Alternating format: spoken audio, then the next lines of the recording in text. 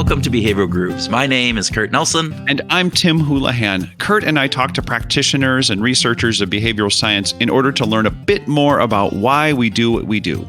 Sometimes our conversations are deep into science. Other times, they are more focused on the application of that science in real life. Today's episode is a marriage of both. Artem Petakov is the co-founder of Noom, a behavioral change and weight loss product that marries both psychology and AI to help people form more healthy behaviors and lose weight. Noom is a mobile health coaching app that combines exercise and eating coaching along with AI to drive behavior change. We were interested in talking to Artem about how Noom applies behavioral science to the core of their program. Our conversation with Artem did not disappoint. We discussed a number of behavioral science facets that they've built into the app and how they've experimented and adapted as they've grown and how they continue to innovate. Yeah, yet Artem mentioned that they've only realized 15 to 20% of their vision. So if you like this episode, which I hope you will, or any of our other 130 plus episodes, we would love it if you could leave us a review. We are working hard to bring insights from behavioral science to you in a fun, accessible way, and we want to get that to as many people as we can. And you leaving us a review really, really helps. Yeah, it is super easy. Just jump down to the bottom of your app, then you can rate us or leave us a quick review or send a link of this to or any other program actually to a friend or a colleague who you think might find it interesting. We'll pause, say, for 10 seconds or so, which is all it takes. Just go ahead and do that. We'll just wait for you. 10 seconds.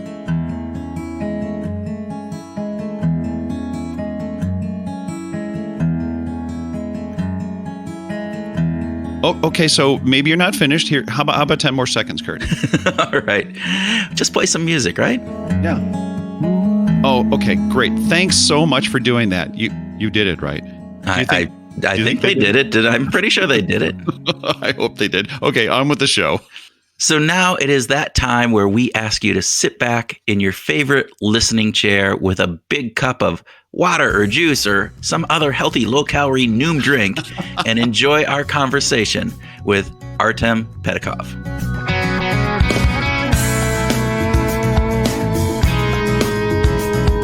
Artem Petakov, welcome to Behavioral Grooves. Thank you. Thanks for having me. Well, we are glad to have you here. You are the founder of Noom, and we want to talk about the behavioral science impact in the tech world and in the health world as well. But can we start with kind of just a very general question of what got you interested in behavioral science? Yeah, good question. I've been obsessed with computers ever since I was 9. And my very first computer inclination was to simulate the brain somehow. Every single time one of the very first things I made was a program that played Tetris, that wouldn't just have you play it, but that would play it. I went on to write a program that would play chess. I was sort of obsessed with how can we simulate human emotion. And I got into reading developmental psych, like Piaget, developmental psychology stuff. And I got into because I was like, okay, maybe if I can understand the young brain, so it should be easier, right? Even though it's very complicated. I thought I was like 10 or 11 at the time, trying to kind of piece this together. And so from that, I got into then cognitive psych. I really like psychology, anything with psychology on it for the purpose of simulating, ostensibly. And then I got to Princeton and I started taking all of these additional psych, and I ended up taking a lot of finance and theater classes. And I thought finance is large scale applied psychology. Theater is small scale applied psychology. So I tried to surround myself, and then I did a bunch of psych classes. And the one that I finally ended up taking, psychology of decision making with Daniel Kahneman. And good that teacher.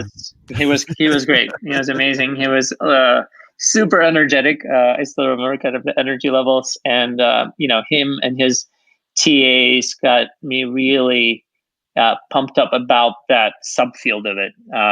How do you get people? And a lot of them were sort of all these marketing studies. Everything he eventually put into Thinking Fast and Slow was pretty much our curriculum. And I ended up doing a couple of extra projects too, because I was so into it. And I was like, oh my gosh, I really want to figure out how to combine this technology stuff I've been doing, with this psychology of decision making, and not even for a purpose of just simulating with AI, but let's actually do it, in real humans. How do we influence them?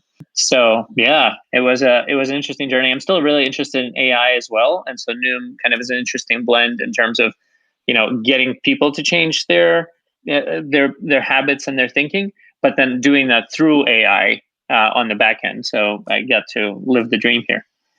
Well, tell us a little bit about the development of Noom then. How did it come about? What are you trying to achieve with it? And give us a little bit of that background. Yeah, left Google in 2008 thinking that here I was at Google. I started and led my own project. So it was like a mini startup. And I thought, if I can do a mini startup inside of Google, by golly, I can do it's just that easy, right? Yeah. Right. Overconfidence bias. Right. Huh? Yeah, exactly. Very good. And, and it was not so easy. Ended up struggling for a while to, we knew I met my co-founder back in 2005.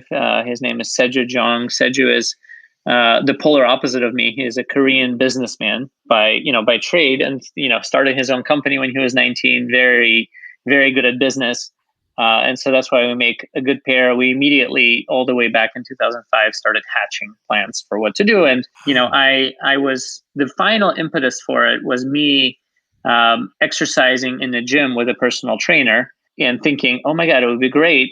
He's doing all these behavior. He's telling me how to exercise, but also doing a lot of positive reinforcement. He's doing a lot of, shaping my behavior, et cetera. And I'm like, oh my gosh, everybody should have this for themselves, except it's super expensive. And that was sort of a jumping off point for, okay, maybe we can start a business we called it cyber training.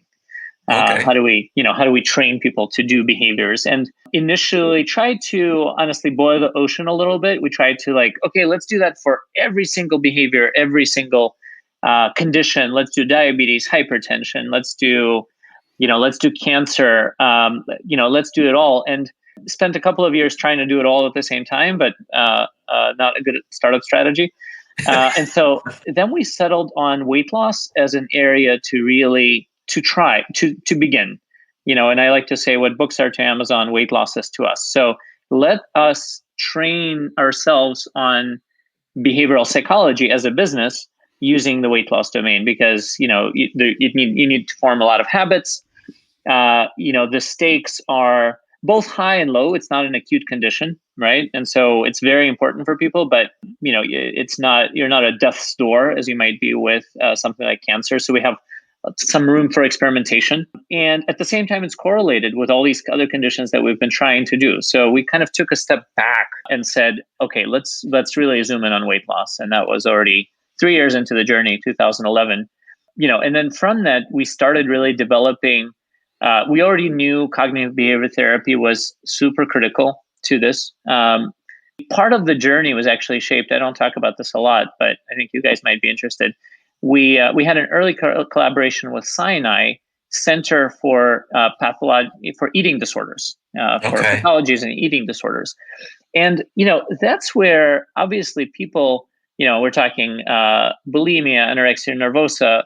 We're talking about people who are eating with no physiological necessarily basis for it. It's quite disconnected from physiology, and that got us even more on this, even though I was already a psychology of decision making, mindset. I got us even more into that because so many of these weight loss interventions are so focused on, okay, calories in, calories out. But what about, yes, that's a truism, but it's a very reductionist way of thinking about it. And what about everything around that? And so that we built, actually, one of the early things we built an eating disorder intervention that people use together with the therapists. And we sort of ended up slowly putting stuff in the weight loss program that was from that program as well, and very CBT focused. So how do you identify, thought patterns? How do you look for triggers? How do you then work to change those while working with a therapist? And initially it was all AI based. In fact, we had no human coaches. We tried to do it all because we're AI nerds. We're like, AI can do it all. And about 3 years into that, by 2000, 5 years into the journey, 3 years into doing the weight loss thing, 2013, we sort of topped out. A lot of stuff was, we were like, there's still a lot of problems, but we can't figure out how to solve it all. So let's try adding a human in. And we tried adding a human coach, and we saw, we actually took a human coach and made them coach people, just 20 people at a time. Okay. 20 people with one human coach. And we saw they were getting great results. Of course, it's not at all scalable. And so then we spent the next 3 years getting it to be even an early commercially viable scale until 2016. So how do you sort of put all this psychology, human coaching, how do you put that together with a domain like weight loss, a good commercial domain, and make a real course and a real, and so we now think of Noom as a set of courses that essentially are around these different things. And now we've been able to come back and sort of say, let's add a diabetes course, let's add a hypertension course, and working on a bunch more to actually do it, not boil in the ocean, but rather, doing it in a concerted, organized way. So A stepwise kind of project, yes, moving right. forward And actually, into the whole thing. good business strategy, type of thing. We were not, early on, we did not really, we were scientists, but that doesn't make good business strategy. I think it's great that it's only taken you 15 years to be an overnight success. Exactly. No, it definitely feels like that. It was slow, and then all at once, sort of exponential processes working there. Well, I'm interested in hearing about, adding in that personalized coach. Because so I just FYI for everybody listening and for you, I joined Noom just a couple weeks ago to A, because I needed to lose some weight, but B, I knew we were going to do this. So I joined. Yep. By the way, I'm down 5 pounds. So great. It's a good thing. It's working. But one of the things, so as I was going through all of this, it was really interesting because you start off with a personalized coach and then you get a group coach. And so help us understand how you bringing that in and what role are they playing in this behavioral science aspect of it versus some of the other lessons that are built into the app itself. Yeah. It probably won't come as a surprise to you, but positive reinforcement is probably the biggest force that's driving this. And, the coach has a couple of different functions. I mean, there is definitely functional aspects to it. Like, okay, I'm going on vacation. How do I sort of set things up so that, how do I customize the course in a way that doesn't sort of sail me by while on vacation? So there's the pedestrian stuff. But really, the core of what they're doing is providing the positive reinforcement and providing the specific praise that is so, that we also need to have that. And, you need to, for that to be valuable, of course, we found that, unsurprisingly, it has to come with a person with whom you have a relationship, right? And so you build up that relationship, you build up those credits, and if somebody caring for you, and when you do go ahead and accomplish something, it might be a small non-scale victory. We call them NSVs, right? And so that NSV might be okay. Well, I had a sandwich still, but I put in some more greens into it than I normally would. Telling somebody, okay, Joey, you have done this. I'm really proud of you. And it actually means something. And people, crave that. A lot of times we hear from people, they actually don't have a lot of support around them. You would think, all right, why aren't their friends doing that? Like, there's that, they're not necessarily feeling understood. A lot of times, of course, we also know that obesity is in clusters. So they're surrounded, by an obesogenic environment, and by people who are encouraging them to, maybe they're foot pushers, or, people who are just not into this. And so, it's that is super critical. And one of the things that the coaches do is early on get their, what we call YBP, your big picture, right? What's the big picture I'm sure you went through this. What's the big picture why are you trying to do this? And a lot of times people start off by saying, oh, I'm trying to do this to lose 10 pounds. But like, why? Right? What's the, and it's like, well, it might be to, because I just want to look better, but why? It's like, well, okay, I have, I actually need the confidence at work. Yeah. Okay, well now we're sort of getting somewhere. And then, once you bring that in and you share that, and you have that relationship of sharing things that you don't share with other people, then we can bring that in, that big picture every time. And when the moment gets tough, also, okay, remember why you're doing this, right? Yeah. Okay, it's that, that goal is still worth it, right? That's more worth it more than sort of the Netflix and chill alternative. Right? That's right there, and so easily, it's I always say our biggest competitor is the couch. All right, I like that. Yeah. That's going in the notes there's here. there's a lot of emphasis on UX and CX these days, and Yeah. wondering how you brought behavioral science into the design of the app itself.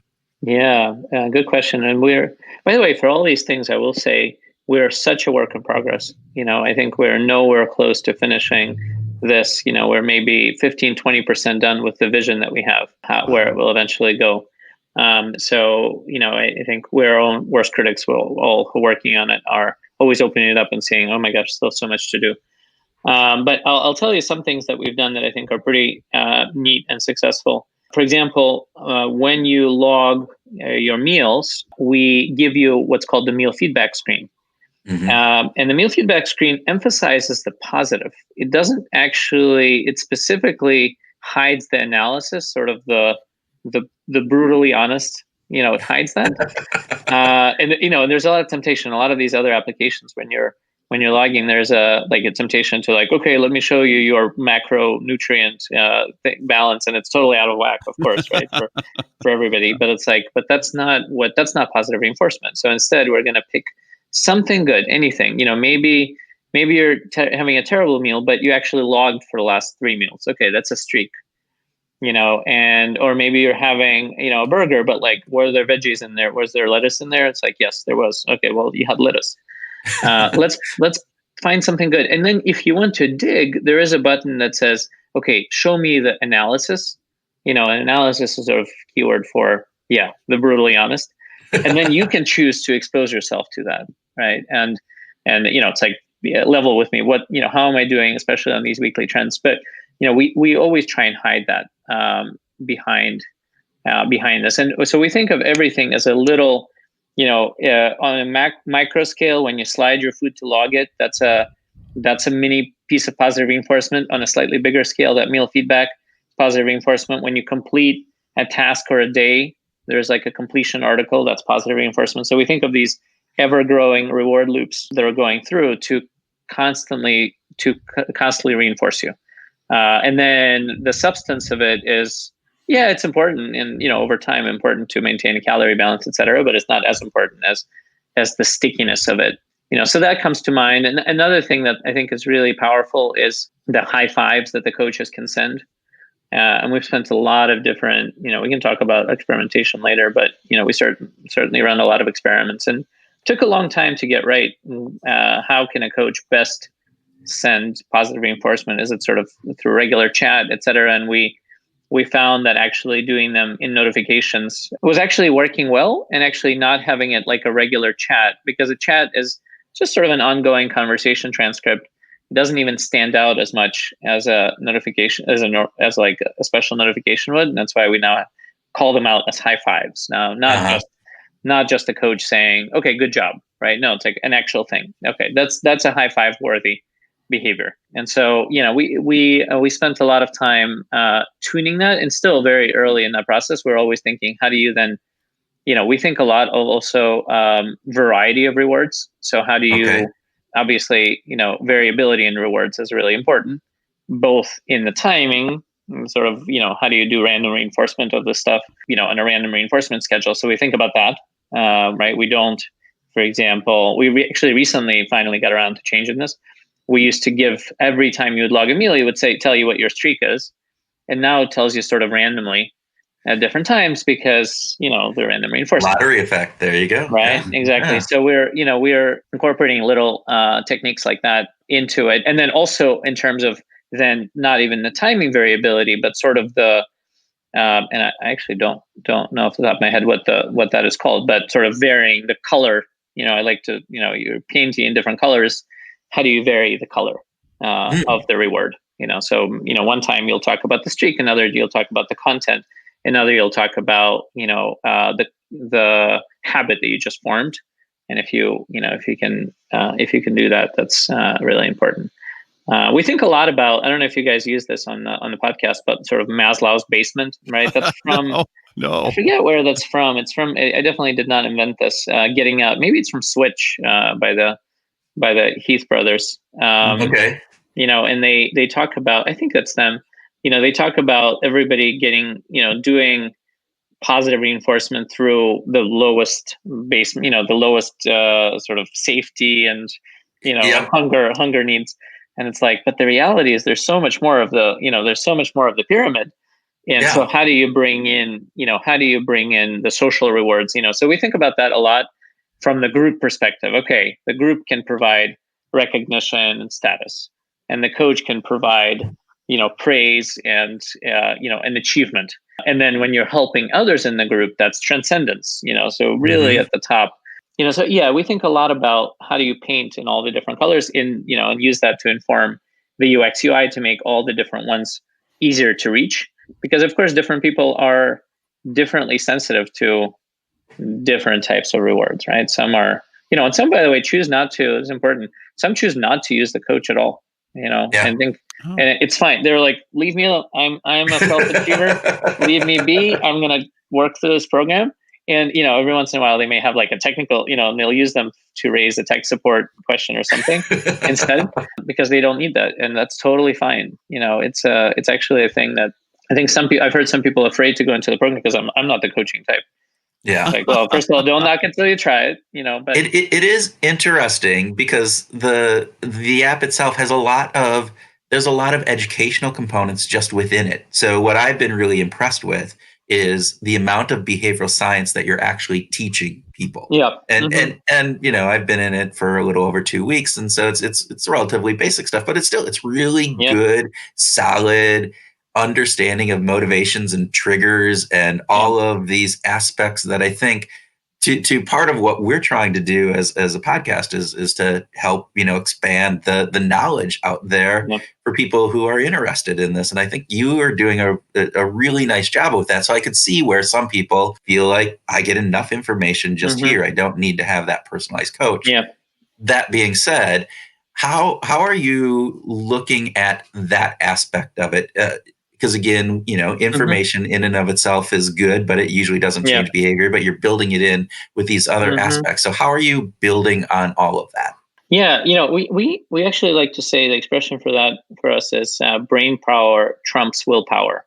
Right. And if you can really understand what makes you tick, a lot of people can then change that. Of course, it's not automatic. It's not like, okay, I understand it now. I understand the trigger. Now I can do it. But if I understand it and then I can practice, breaking that trigger, suddenly behavior change does happen. So we like to essentially teach them. We think of it as a skills-based program. So let's teach you the basics of the skill. Let's teach you the actual foundational component, and then have you practice it. And so, by the way, it's still not, I think we teach more than we can practice with. It just takes a long time to build up all the different components to, I think eventually the program will have even more interactivity, even more things that you can sort of activities you can do to, to practice the muscle, right? As we know, that it's just like, so you can flex this willpower muscle as well. So here, let's build up little simulations and things like that. And let's have you, I don't know, walk into a VR store and shop there and resist the aisles with the ice cream. And how do you do that? And, how do you do acceptance-based therapy in this way? And so we teach, I think teaching right now is sort of a shortcut for that. And we give you some activities and leave you on your own to practice for some of them. For some we can actually help. And yeah, I think people are really responding to that. We hear that a lot. Now I understand it. Now I understand myself. Now I can change myself. So yeah, I think that's been somehow undervalued by society. I'm always surprised. I thought that it took us longer to start marketing the product than it should have, because I thought people wouldn't necessarily read. Yeah. Reading is, I think, forget. Steve Jobs said like when was he? was he around 8 years ago? Like nobody reads anymore, right? Yeah. That was like the quote. They only Yeah. consume through sound or through video, right? So I'm still impressed. We're thinking about that. We're thinking about how to add more multimedia dimensions to it. But by itself, I think it's a bigger force than people realize, that teaching education is. And there's also an intrinsic value to it. When you're learning, it feels intrinsically good. So it's actually, interestingly, a form of a reward to learn. And so as they're going through, getting little pieces of knowledge, they're, that's also feeding their motivation level to change their habits. Yeah. Well, you bring it in short little, snippets where you read the little bit and then you swipe, then you read the little bit and you swipe, and then there's usually a poll or a question or something, and you bring humor into it too, which I always like, and you highlight the specific pieces. So again, you're using a lot of these behavioral communication tactics in order to get people to read. To your point, if all of the stuff that you have for any single day was in just one long piece that you were supposed to read every morning, you probably wouldn't get the people reading it like you do. So I think that's a really intelligent part on your aspect of bringing that in and using those aspects. So thank you. Can we talk a little bit about testing? You're in the experimentation. Experimentation. Yeah. I mean, the part of the scientific method is to test and experiment and try different things. How does that play into the product and into the business? Yeah, super heavily. I mean, that's why, and we're, of course, first thing I'll say is we're very careful to do everything. We actually have this sort of a research consent and all these things that when you're actually opting into the product, there is kind of we will do, and we're always, first of all, making sure that there's nothing, we're not overly limiting, for example, calorie consumption or anything like that. So these are all in the realm of what type of positive reinforcement will work best, right? Not what type of diet or something like that will work well. And so what we do there is, and I think, so first thing I'll say is most of the problem is that most of the science doesn't really apply to, sadly, to the real world. There's a lot of most of these studies are done, and I'll paint with a broad stroke, so pardon the academics who might be listening to it, but many of these studies are done with sort of 50 grad students, right? And it's like, they're, I did some in undergrad, I did some of these studies, and I mean, first of all, you're being paid to stay in it. And so, and of course, the number one problem with behavior is dropping out, right? With behavior change, just drop out completely. And so, there's a famous, I'll pick on one that's like the 3 gratitudes, every day write down 3 things you're grateful for. And it shows, there's a very robust, reproducible research that says that's a much better way to, to improve mood and sort of cure depression than reading a self-help book, so they did an RCT between those 2 things. And when we tried put in the 3 gratitudes into the program, everybody dropped out, very quickly, because it's hard to maintain that habit. But of course, in the study, it's very effective because the grad students are getting paid to stay in one of the arms. And so, yes, if you have 15 minutes every day, then the 3 gratitudes is absolutely better than reading a self-help book. But if you don't, if you're going to drop out, then the 3 gratitudes don't work. So a lot of times we're unfortunately starting from scratch. What can work in a normal population that's not getting paid to stay in the program is paying. So, the temptation to drop out is even higher to stop paying. So that's interesting. So we have to run our own experiments, basically, right? And figure out, okay, what schedule of positive reinforcement will be best? How do we assess readiness for change, best? So I'm just citing some of the recent experiments we're doing. Okay, and depending on the readiness for change, how can we offer something personalized to, if you're in the action stage, then you probably want some other material than if you're in, sort of the preparedness contemplation stage, right? And how do we segment people in those? Or, how do we let people who don't want to coach, how do we let them opt out of it without turning off the people who actually are a little bit reluctant, but actually would benefit? Right. And so all of those things that I'm mentioning are experiments that we run on usually around 10,000 people per experiment. So, because we have the commercial volume, we can just, randomize 10,000 people into these, and, that's a much more robust result than 50 grad students. Definitely. Yeah, It is one of the powers of this, right? That you have exactly. a scale of people out there, and to that point, I mean, we've talked with people from Airbnb and Uber and different pieces, and one of the things that we salivate on is the ability to just run these tests very very rapidly and Yeah. With a large number of, again, randomized people as opposed to grad students, and be able to do these over and over and really get some real world data that then comes back to inform how these are being used and the positive aspects that can be brought from them. So Yeah, we love the fact that it's so central to what we do, and that we're also honestly using it for good. I mean, you can science is not, in my opinion, it's neither good nor bad. You can apply it, in different ways, and it's nice to be applying it in these good ways, because of course you can also use it to sort of, sell things to people who don't need them. Let's say exactly. right. You can, Right. you can offer them those 3 jars it can of be very jam, powerful and it's like, stuff, right? right? Like what if they didn't need the jam? You sold them the jam, and they didn't need the jam. That's what I think. I was thinking that when I was initially, I think that was in Daniel Kahneman's class for the jam study. I was like, what if they don't need it? Yeah. But you sold it to them. You sold it to more people. 3 was the optimal number. So, that's it's nice. It feels like it really opens us up to being able to experiment more with it, and also recruit the people who are passionate about, actually doing it, using it for good, and apply this basic science for good. I was wondering if we could talk a little bit about what you see going on with COVID-19 and where you think behavioral science might apply to help us through this particular crisis. It's so interesting. It's such a, it's a crisis that is happening outside of the operating room. Mm-hmm. Yes, of course they're treating patients and they're doing an amazing job saving them, but it's stuff that can be fully avoided. It's a little different than many of the other. I mean, it's actually similar in that way to the top 5 reasons people die are sort of behavioral, but this one is just so immediate that I've been thinking a lot. I really wish that Noom was even a bigger company now to be able to contribute more to it. We're still, if we're sort of eventually aspiring to be Google or Facebook side, would be on the front lines doing everything. I think right now we're doing just a little bit. For example, I think a lot of people are saying, early on there was don't touch your face. And as soon as I heard that, the behavioral sort of psychology in me says, well, that's a don't. What's the negative of that? What's the actual do? And I was like, okay, find some other way to put your hands. Yeah. Right. Actually, put your hands in your pockets. That's so much easier to do than don't touch your face. Yeah. Right. Don't think of the pink elephant, and it's like, right.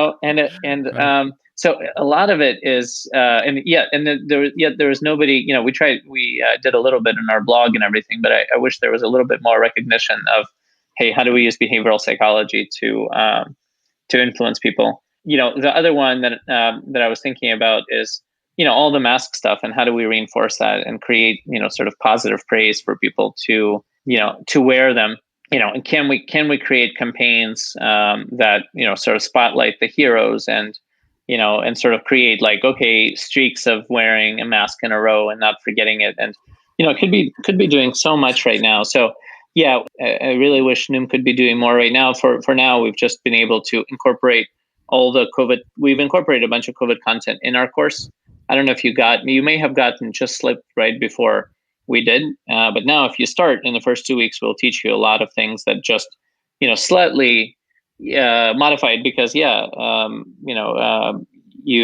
it's just general good behavioral techniques, and it does involve food and sort of shopping for food and things like that, where you're very likely to be exposed. So we've been doing a lot to even bring it into our weight loss program. But I think long term, we see ourselves doing a bunch of these programs and, eventually releasing sort of preventative health program. And, and that would be super critical, right? I think we do a terrible job right now, even with flu vaccines, of reinforcing, all they do is they do reminders, that's pretty much, that's the tool in their toolkit is, and I call them nags, you can nag me about a flu test.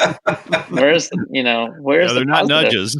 Right. No, they're like, oh, get your flu test. I mean, you haven't done you've been done. How dare you not have done your flu test? It's like, that's not a way to change behavior. So I think public health is just could use so much more behavioral nudges than they do now. Yeah, we were talking the other day. Gretchen Chapman, who's done a lot of work on vaccines and influenza and various different pieces. And one of the interesting things, she's talking the same thing. Like, we send nudges or reminders, different things. And even just going back to your experimentation aspect, one hospital was using this idea of, when you get a vaccine, you get a sticker of like saying, all right, I'm good, positive reinforcement. Right. But then there's the unintended consequences of that is, well, wow, there's only 20% of people getting this, and so now the social norm is, most people don't, and then you have the social norm of being not getting it, and which reinforces some of the negative behavior. So, which is always the interesting part about behavioral science is that it's contextual basis, and there's so many factors that go into how our behavior is impacted, which I think is one of the interesting pieces that you're bringing in, going back to just Noom and the weight loss aspect of it, is that it's not just a calorie counter. It's not just this positive reinforcement piece. It's bringing in multiple facets. And I think what I'm hearing you say is that, you're only 15 to 20% done with that vision, and that it's still expanding and growing. So where do you see it going? I mean, you've talked a little bit about it in kind of different aspects here, but where do you see this really going 5 years from now, 10 years from now? What would be that perfect vision? Yeah, I think for us, I would say going horizontal, that's sort of easier to imagine where, using that to tackle additional conditions. We're already doing research in Korea with Seoul National University Hospital for using Noom for cancer patients. And in what way? How would you use it for cancer patients? So it turns out people who get placed on chemo for, let's say, breast cancer, they, it's toxic, literally taking poison. And so, especially with oral, some of these oral drugs. And so they have really adverse reactions, and they start losing weight very rapidly. And so physiologically it's bad, and they're, not getting enough calories. And then secondly, they're very discouraged psychologically. I mean, it's a terrible thing. And so we are using Noom to help them tolerate chemo better. And because it turns out that many times the doctors say, oh my gosh, you really can't tolerate this. I have to take you off of it. Because it's doing more, there's a condition called cachexia where you're sort of wasting away and losing too much weight.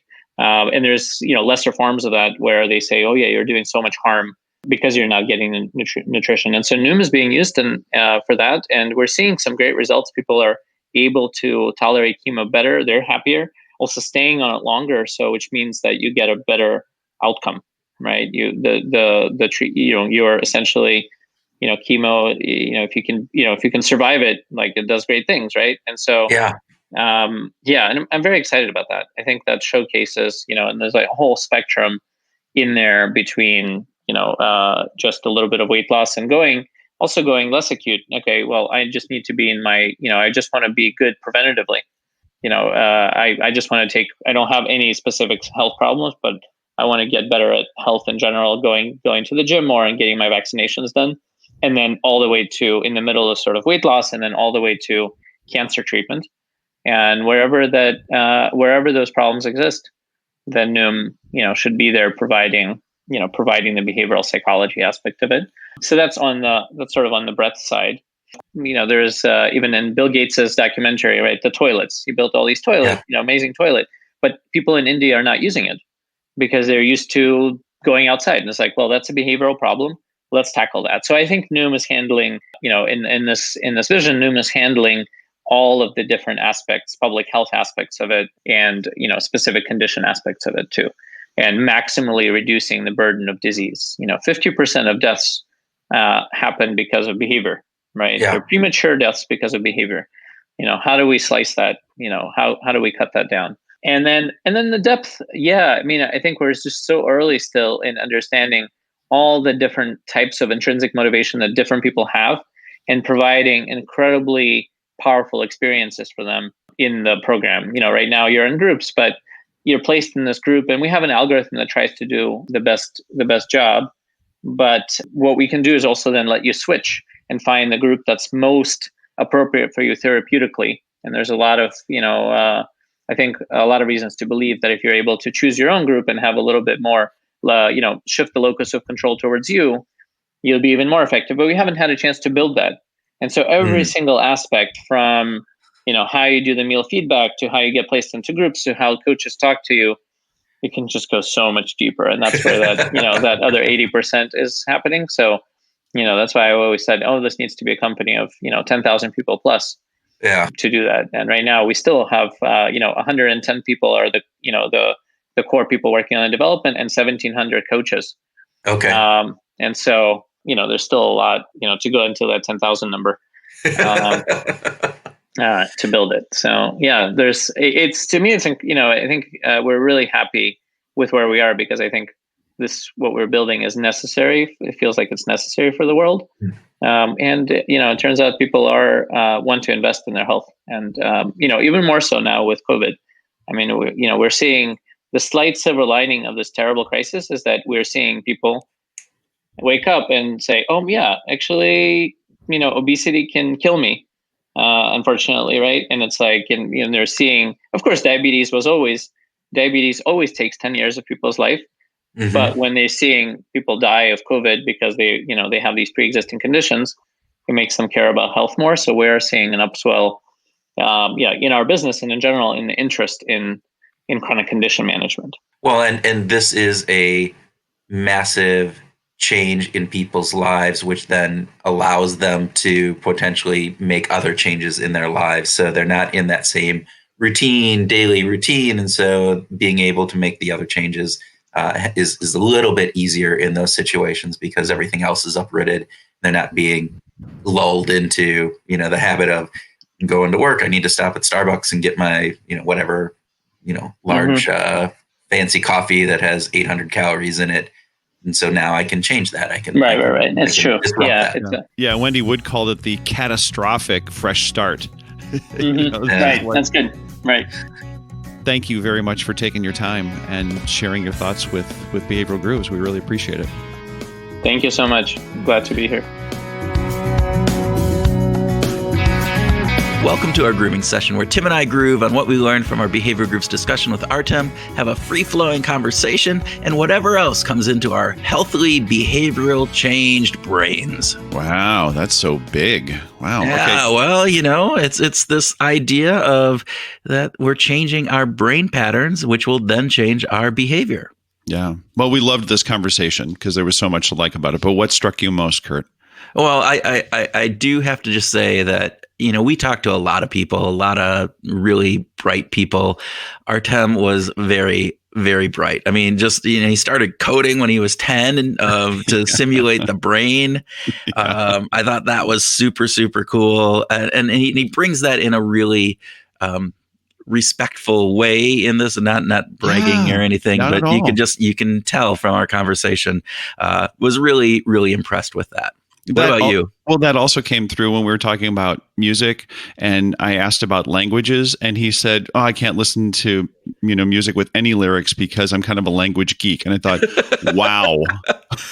I know, and he's talking about the various aspects of language and trying to understand what that is, even if he doesn't, know the language. So and he studied with Danny Kahneman. Danny Kahneman, how freaking cool is that?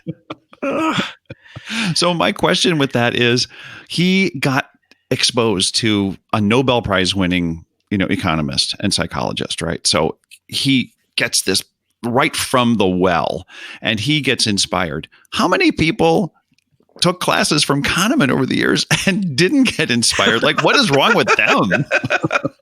Oh, I don't think anything's wrong with that. Well, maybe there is. I don't know. God, I would give my, left leg to do that. But all right. No. Okay. So again, that I thought it was really interesting. And then, the other piece, which you brought up in the episode, was, hey, it was a 12-year journey to being an overnight success. Right. And again, I think a lot of overnight successes that we hear about in the media and various different things have this aspect that we don't see all the hard work, all the iterations, all of the failures that happened before they hit it big. Yeah. Those pieces where there's a lot of work that goes on behind the scenes. Music is one of those things I think about all the time. All the bands that overnight successes struggled for years and years and years playing bars and no name places, and then they get a big hit, and all of a sudden everybody's like, "Oh, wow, you just are an overnight success." They're going, not so consider the 15 years I put into this Right. before. And I think Noom is one of those. So they did a number of iterations. They went through a number of changes.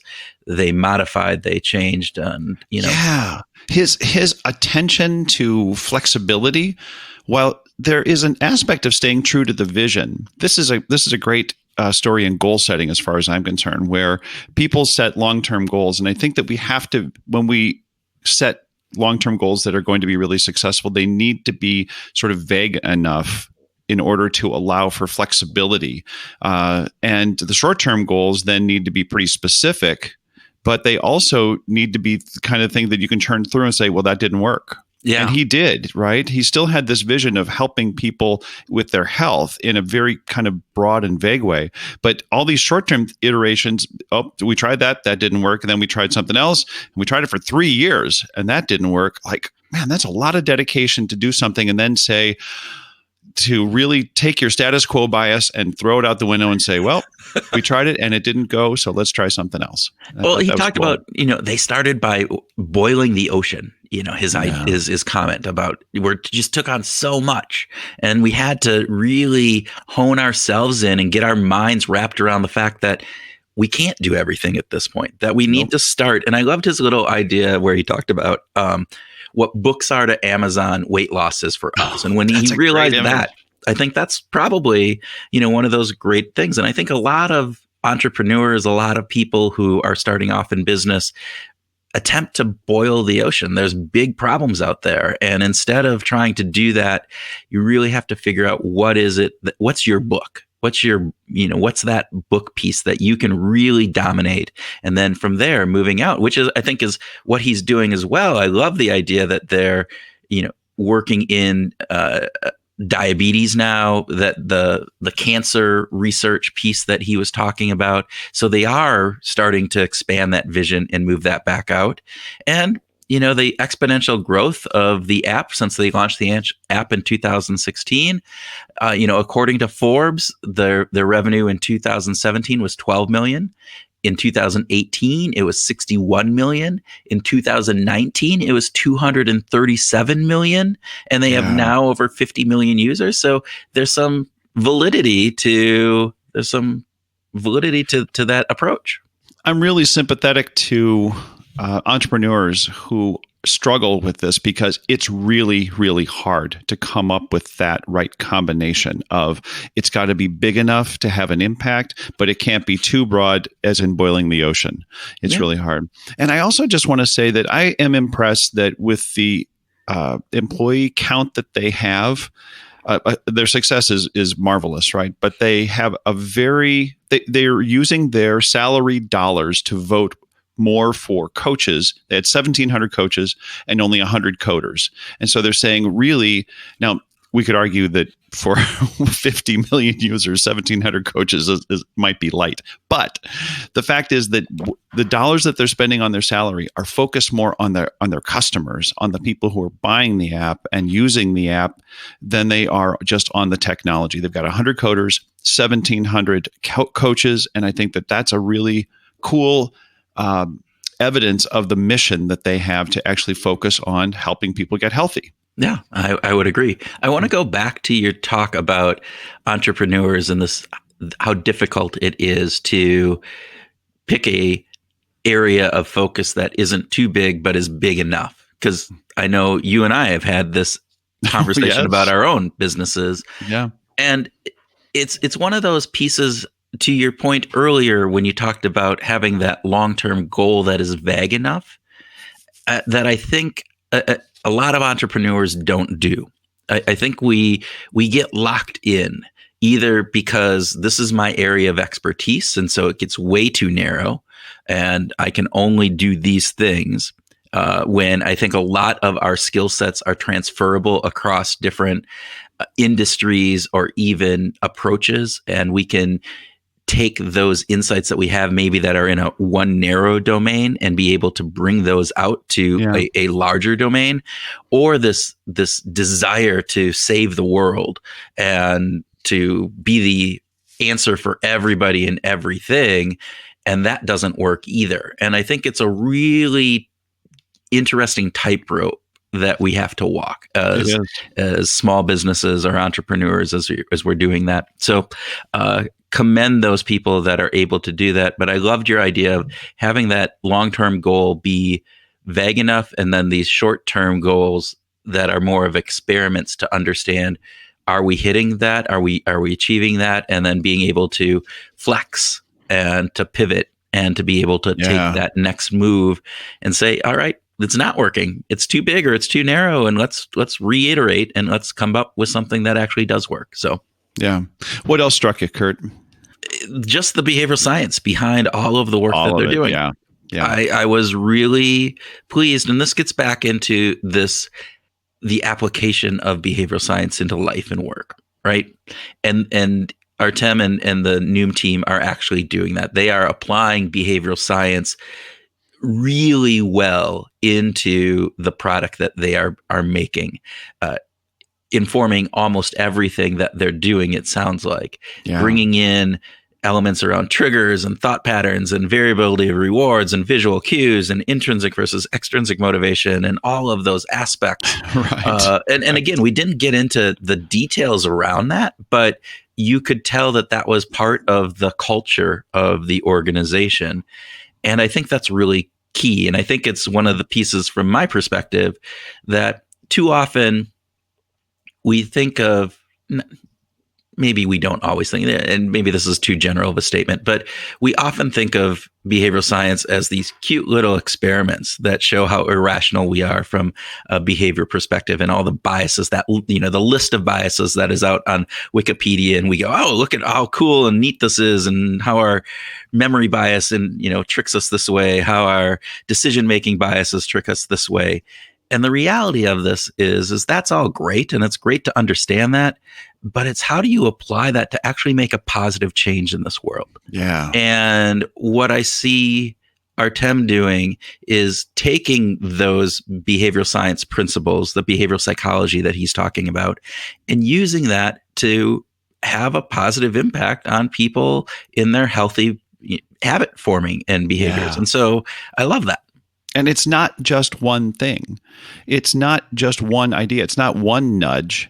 It reminds me of, I did some work with Doug Burgum, who is currently the governor of North Dakota, when he was the president of Great Plains Software, a little accounting software firm before it was acquired by Microsoft.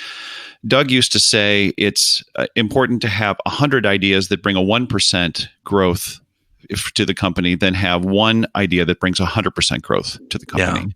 And that concept is something that Artem is putting to use. They're using all kinds of ways to try to engage people and keep them on board for this really grand purpose of improving their health, and doing it in such a way that you're not going to be subject to just one good idea and hope that sticks. He's trying hundreds of good ideas and hoping that they have just a tiny impact on you to try to actually build up those good habits. Right, which then goes into how experimental heavy they are. Right? And doing those experiments, real world experimentation, as you said, not the lab, which I thought was pretty funny. Not paying kids in college to do these studies. We are actually testing 10,000 people. He was pretty critical of that, but there's still a lot of good science that has come from that. Well, there's lots of really great science, and it informs, but to his point, the 3 gratitudes experiment that they did, which I love the 3 gratitudes. And we've talked with other people about doing that, particularly given the COVID crisis and everything, and how important it is to stay grateful and to have some of that element of self-care that the gratitude does for you.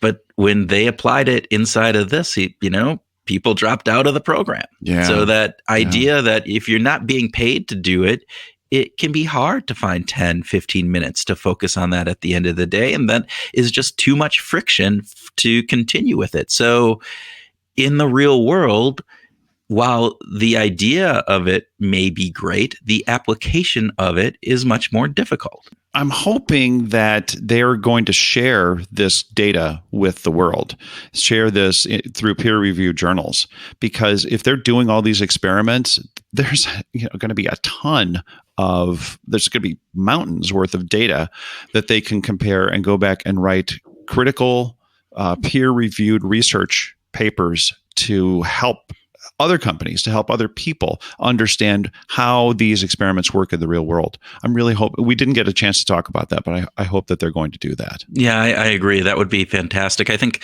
as we talked about, there's lots of companies that are in this technology space that are at a scale now that they can run a number of these experiments that are focused on a behavioral science insight.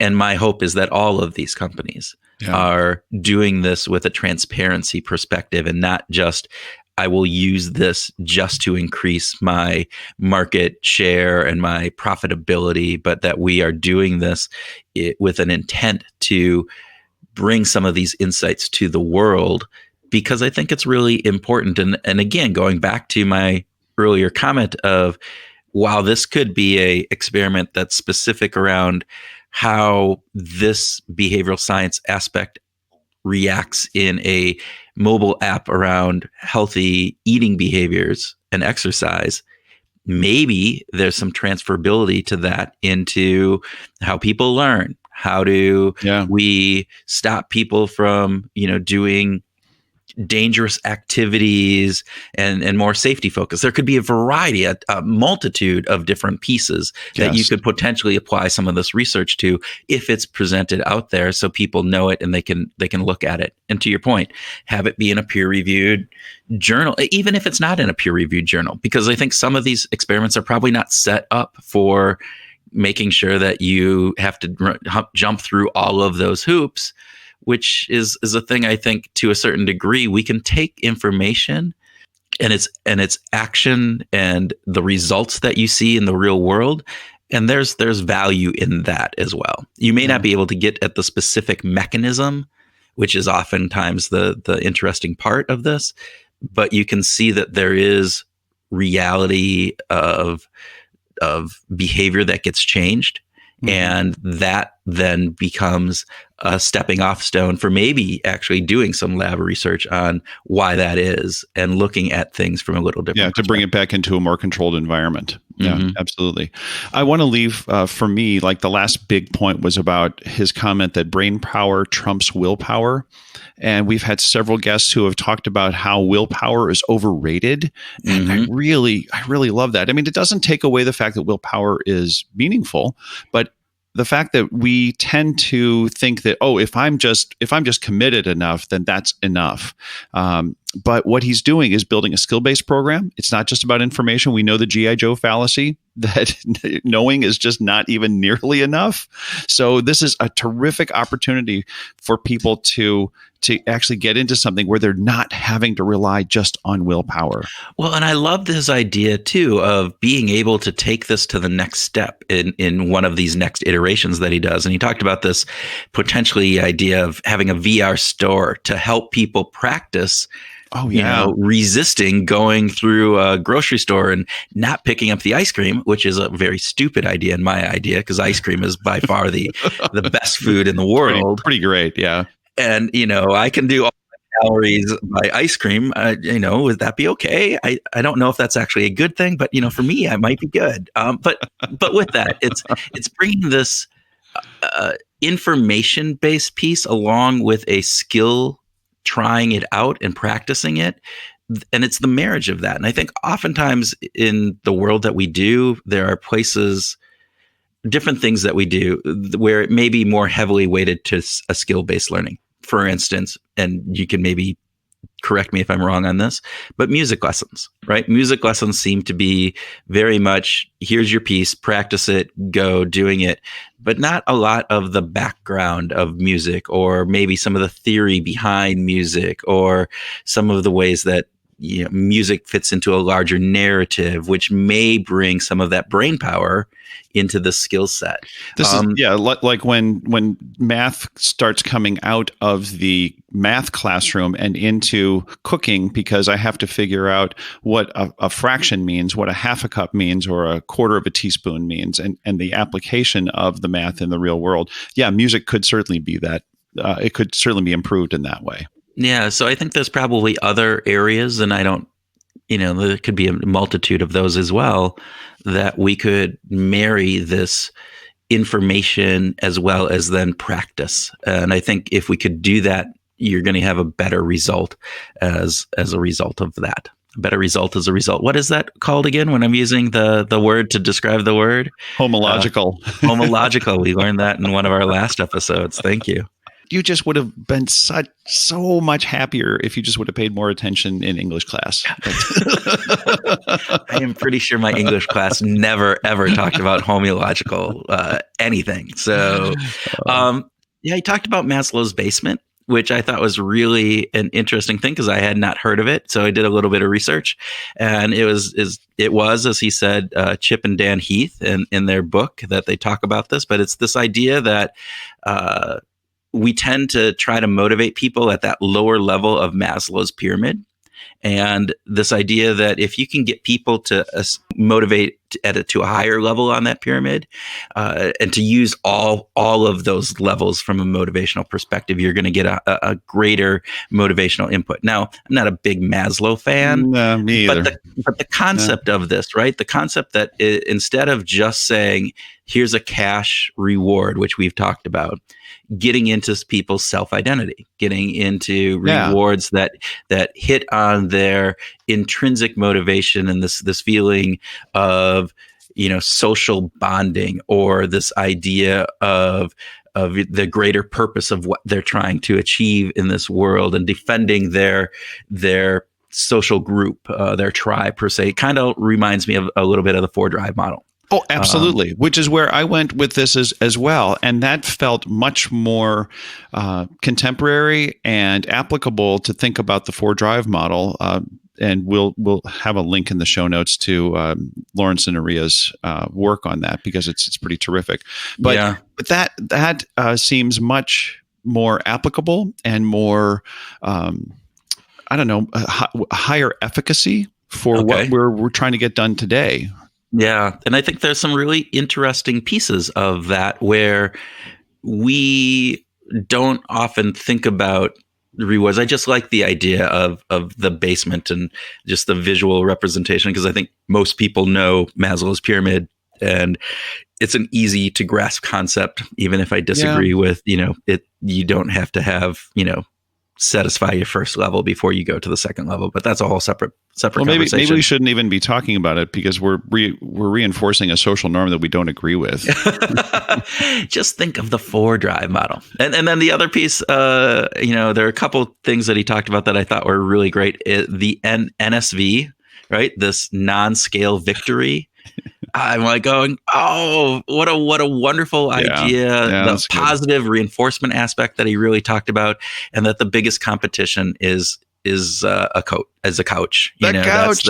Yeah. And then the last thing that I wanted to leave on is just this idea that I was really refreshing to hear about his desire to make a difference in the world, particularly when we were talking about some of the COVID stuff and going on. And he talked about they wish they were bigger so they could have a bigger impact on people's behaviors and their life. And I just thought, a lot of entrepreneurs want to get big because there's more money, more fame, more whatever.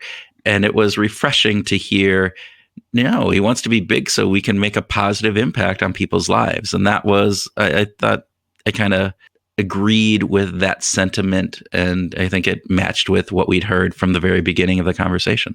Yeah, intentions make a difference for us, that we care about intentionality. We care about the words that people use. We care about the approach that they're taking to the world, and to be a little less capitalistic and a little more pro-social in the way that Artem is expressing his entrepreneurial spirit is rewarding and inspiring to us. Yeah. All right, everybody, hang on. We're going to do a bonus track right after this. Hey, Groovers, this is Kurt with the bonus track. In this episode, our conversation with Artem Petakov overviewed the story of Noom and explored the behavioral science aspects that are baked into the product. Here are a couple of key takeaways. First, while Noom has grown exponentially in the last 3 years and seems to be everywhere in my social media feed and radio advertisements, it has been in the works since 2008, the overnight success that took 12 years of time. In that time, they have narrowed their focus and experimented with a number of iterations and methods, but according to Artem, have only achieved 15 to 20% of their vision. Second, the design of the program uses behavioral psychology to help improve people's outcomes. Bringing a behavioral science lens to their work helps make the app more impactful, from understanding triggers to variable reinforcement schedules to the visual cues that the reinforcement has. A big focus of Noom is on positive reinforcement and how to nudge behavior using a positive framework, including NSVs, which are non-scale victories. Love that concept. These behavioral changes that will lead to weight loss in the future, but may not show up on the scale immediately. That's what an NSV is. That leads us to the third point we want to recap: experimentation. Artem said that they had experiments all the time and that those experiments are in the real world, not just in the lab.